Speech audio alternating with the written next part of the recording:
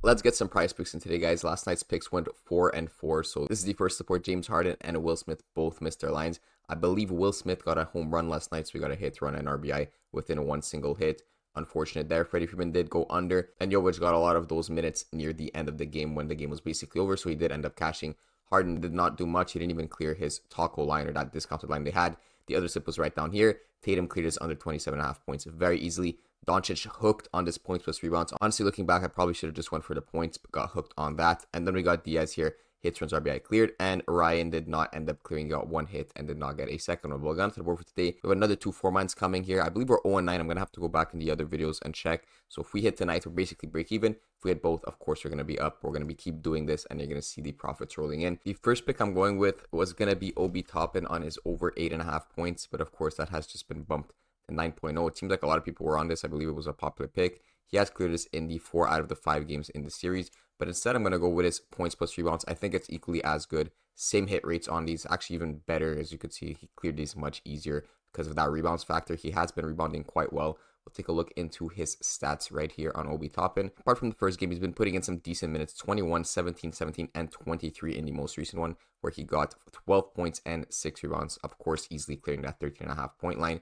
He has been shooting like decent amount of shots, and it's not like he's been shooting some crazy efficient numbers. 3 of 7 here, 6 of 9, 6 of 11, 4 of 11, and from the 3-point, 2 of 5, 1 of 2, 2 of 6, 1 and 5. So it's not like he's shooting crazy numbers. That's why he's getting the points. No, he's shooting a pretty normal amount of shots and hitting at a pretty decent rate. So basically, he's just been consistent throughout the playoffs. The one game that he didn't really clear this line was in this game right here. He only got 13 minutes, and in those 13 minutes, he still got 4 points and 5 rebounds. So easy see him getting another 20 minutes tonight and clearing this line. If we go over to the juice on this specific prop, we're going to go over to Bet365, just check it real quick and check the points plus rebounds. You're going to see he does have some juice towards that over, all the way up at minus 120. Of course, his points was actually better if you got before the bump, all the way up at minus 135 on the 8.5, but it's not playable at 9. We're going to go with the points plus rebounds instead at that 13.5 mark. Now we're going to go over to the Knicks, and we're going to go with Brunson. I'm not taking his points. He's been an absolute unit in these past 2 games, 39 points, 47, and 40.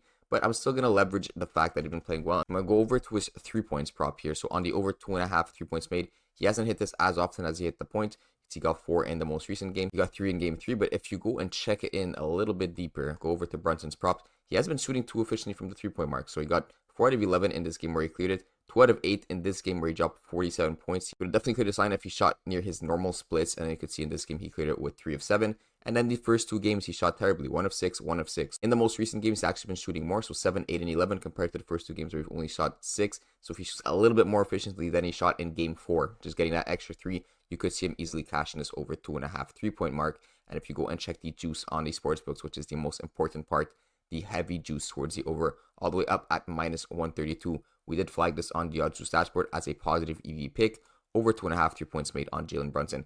Minus 123 fair odds, or a 55.16% chance that he catches the over. And while we're here, if you need any other replacement picks, this top one here is going to start already, so it's going to be gone. But Nembhard on the under 1.5 3 points made is also a good pick, and another under 1.5 3 points made is also good on Josh Hart. So these are some replacement picks if anything gets bumped, but I think we should be good here on Obi Toppin and Brunson. We're going over to CS2 to kind of end the slip off and then make another 4 power. CS2, I found some really good value. Of course, we're going to be using correlation within the sport. So as I was about to go over CS2, you see Jalen Brunson actually just got ripped off the board. So we're going to go one of those replacement picks. I like the Nembhard one on the under 1.5 3 points made. So hopefully this one is still here. Okay, it's still here. It still had good juice, so about the same as the Brunson pick. So 55.16% here. You see Nembhard is also 55.56%.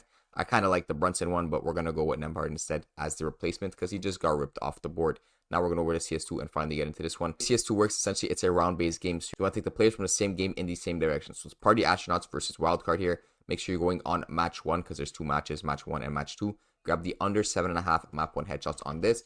And then the second pick is going to be Slight. He is on the other team, which means if there's less rounds in this specific match, it goes up to 13. Let's say it's a 13-1, 13-2 game. That is not a lot of rounds, meaning less opportunity for both Rush to clear his headshots and for Slight to clear his map 1 kills. Why are we going with these 2 guys? Because at the very least, you want to see if you're getting value in comparison to other sportsbooks who may have the lines. So on Underdog, for example, he's hit at 6.0 headshots. We're getting him at 7.5 on Prizepicks. And on Slight, he's at 13.5 on Underdog. Again, on Prizepicks, we're getting him at 14.5. So you can see right here, 14.5 on Slight, and then 7.5 on Rush. As you could also see, Nembhard was just stripped off the board. It's like I just throw these guys in the entry and they get stripped because the value is too good. So since Nembhard just got stripped, as well as Brunson, we're going to have to go for that third replacement pick, and that was Josh Hart on his under 1.5 3 points made. So So if you're wondering why these are taken off the board, well, because the OddsJuice dashboard basically shows you the best possible props on the board at any given moment. So as I'm filming these videos, it's kind of hard to give you guys picks that are good because they're going to get taken off the board. Because when a prop is too good, obviously Prizepicks does not want that on the board, because then people are putting more and more money on that and they're losing money from those customers that are playing these specific props. So that's why the dashboard is good if you're using it on your own and making your own slips. But as I'm filming a video, it's kind of hard to give you guys picks straight from the dashboard because these are the best of the best. Not that Obi Toppin is a bad prop, but it's obviously worse than the dashboard props because it's not even on the dashboard, for example. So that's why it's a bit complicated to give you guys the best of the best picks, because by the time you guys watch the video, a lot of that stuff is going to be taken down. So I like to leverage correlation at the very least so it does not get bumped.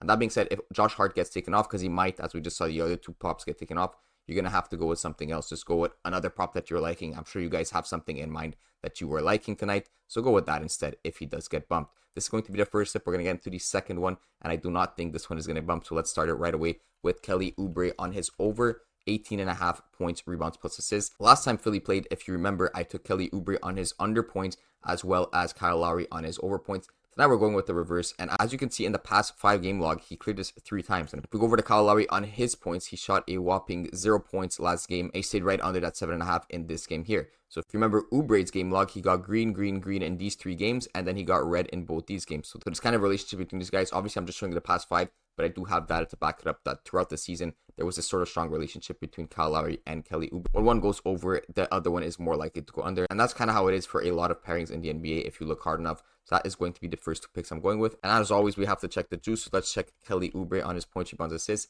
You could see some juice towards that over all the way up at minus 127 compared to his under that is minus 105. And you can see the points, rebounds, assist prop is actually better than the points prop in this case, because the points prop at 12.5 has juice towards the under. So we're kind of leveraging that fact that we still want to incorporate his points in some way. Let's throw in the rebounds and assists too and get that juice in our favor towards the over. That is the juice on Kelly Oubre, and then Lowry doesn't have much juice towards the under, but still juice towards the under, meaning it is more likely to happen at minus 120. So these are going to be the first 2 picks for the NBA. Now we're going to go to the MLB. We're going to do something a bit different. You know, I normally take the hits, runs, RBIs. Tonight, I'm going to go with actually total bases. And this makes sense because if we go and take Altuve, for example, over on Houston, grab his under 1.5 total bases. And I was going to pair this up with someone else on Houston, which was Yainer Diaz on his under 1.5 total bases. But of course, every time I'm making videos, things are just getting bumped and it's almost impossible to kind of go with what I originally had scripted. But the concept still applies if I go with someone like Alvarez. So if we go over to Bet365, I want to show you why I'm taking 2 unders or 2 overs on a specific lineup for 2 players in the same team. If we look at Altuve, for example, the first thing you want to notice is that heavy juice towards the under, obviously minus 130 on the under 1.5 compared to that plus money you're getting on the over. Alvarez also has juice towards the under at minus 120. And originally I wanted Yainer Diaz because he has more juice than Alvarez here, but he got taken off the board. So we're going to have to settle for Alvarez. I want you to notice one thing here. So Alvarez has juice on the under at minus 120. Joey here has juice towards the over at minus 120. If we were to combine Alvarez's under 1.5 total bases, which is more juice, and combine it with Joey on the over total bases, which again is more juice, we're getting a plus 240 payout, which is $10 into 34. Now, if we're to take the double under, which is the correlated approach, because if Jordan Alvarez is going under, it's more likely that Houston is getting less at-bats, hits, bases, all of these things. So if you take Joey on the under, you're actually getting paid out less than you would if you were to take him on the over. You're going to see here, 10 into $33. Now, it looks small on this scale. It's only an extra $1. But the point is, Joey actually has juice towards the over. Technically, you're supposed to be getting a lower payout if you combine these 2 guys together. But since you're grabbing both of them on the under actually becomes more juice because of that correlation. So long story short, grabbing 2 total bases props from the same team in the same direction is correlated. Similar concept to with hits, runs, RBI. The worse a team is doing, the less at-bats they're going to be getting. Now, of course, Alvarez could go and hit a homer and get 4 bases in that one hit. Like how well Alvarez is hitting in a specific game has no correlation with how Diaz is hitting. But it's more about the fact that you might be getting less at-bats if the team as a whole is not doing well, right? If the team as a whole is not doing well, it could be that Alvarez is not getting on base, Diaz is not getting on base, and you get the point. That kind of loops through that, and maybe they're just not getting hits as a whole team. And these 2 guys are 2/9 of the team, right? So it only makes sense to grab them both on the under. And that's what we're going for here, especially with the juice that we have. This is going to be the second slip. Good luck, everyone.